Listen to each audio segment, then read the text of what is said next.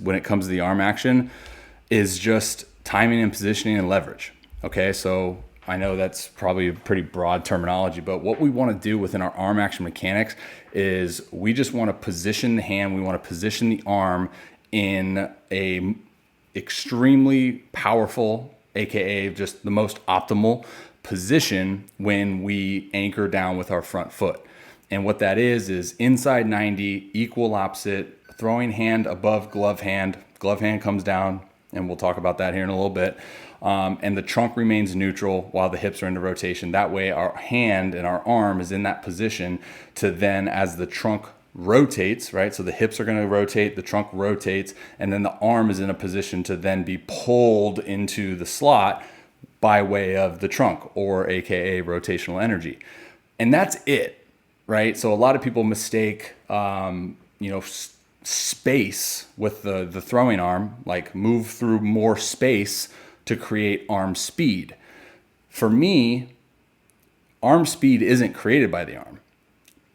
Actually, guys who think that arm speed is created by the arm, so they think arm speed throw harder, actually kind of does a disservice, because what you'll see with those guys is they'll start to early rotate in effort to think about the arm. So with my clients, with my guys, like I kind of teach, like, arm is a byproduct. We just want to get into a position, and whatever that looks like in terms of the path that the hand takes is going to be different for everybody. So the short arming concept is not so much like keeping elbow flexion and not getting like elbow extension into then the throwing slot. The short arming term was developed at release. Guys were cutting off their throws. They weren't getting elbow extension at release, so they were kind of dinosauring it. Short arming was never really anything upon hand separation. So that's my thing with short arming. And then the whole timing issue, we're going to dive into all of this. It's going to be really good. I'm excited for this.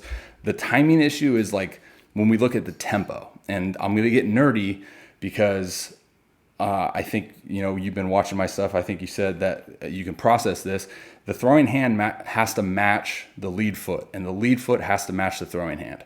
If we're constantly, changing the path in which our hand takes, or we're changing the tempo of our lead leg, then they're going to be constantly trying to find that right tempo, right? It's like a band. You got to be in harmony with each other to make it sound good.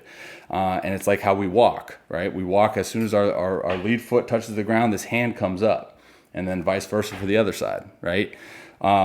So I'm not sitting here saying like everything you wrote is wrong, but I do want to be extremely precise with talking about the tempo and talking about the low efficiency fastball, because all of those are even, right?